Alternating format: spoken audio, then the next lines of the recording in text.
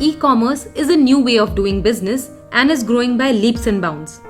In the present indirect tax regime, e-commerce is faced with numerous challenges.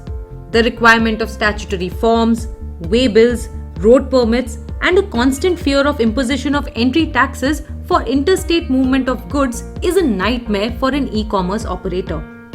E-commerce sector is also having a hard time categorizing their offerings like software, music, e-books, etc. into goods or services for charging the correct levy of value-added tax or central sales tax or service tax for that matter.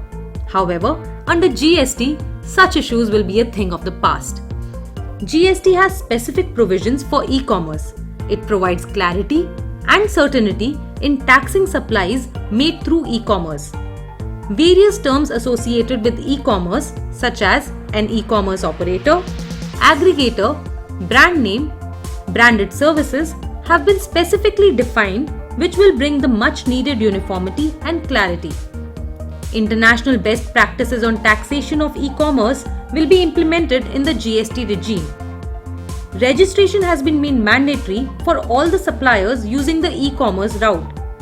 Every supplier who affects supplies through e-commerce operator and the e-commerce operator himself should invariably register irrespective of the monetary threshold for registration. The e-commerce operator will have to collect an amount called the tax collected at source or TCS paid or payable to the supplier and remitted to the credit of the government.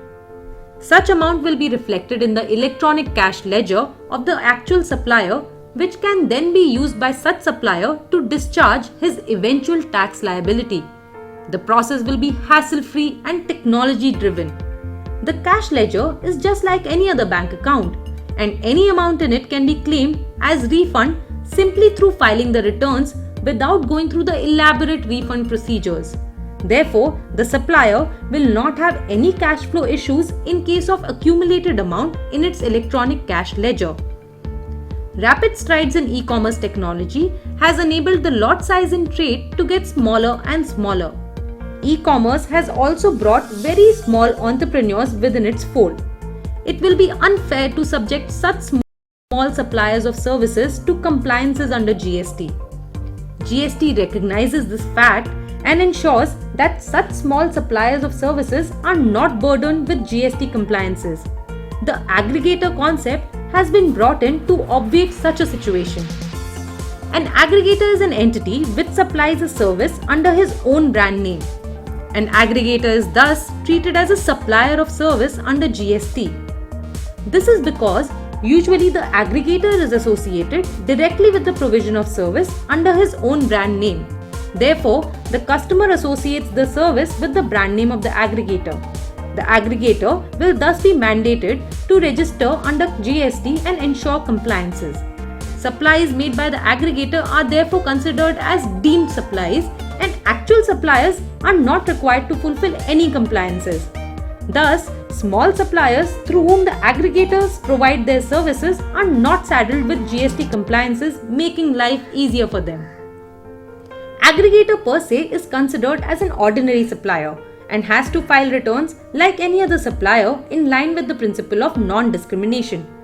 The GST provisions with respect to e-commerce, which inter alia promote non-discrimination and remove entry barriers, will enhance the ease of doing business for all the stakeholders in the e-commerce supply chain.